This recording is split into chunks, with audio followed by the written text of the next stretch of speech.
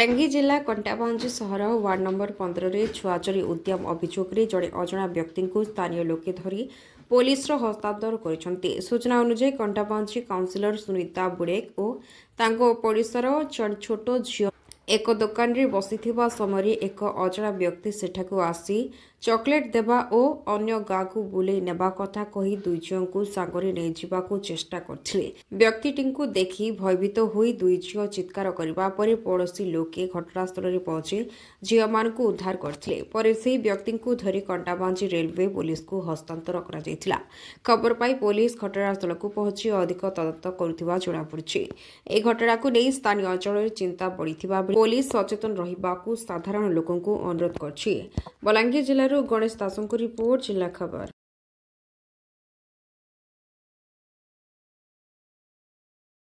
ना परिचय टी कहबे। मो ना सरोज कुमार बुड़े आश्रमपड़ार बासिंदा।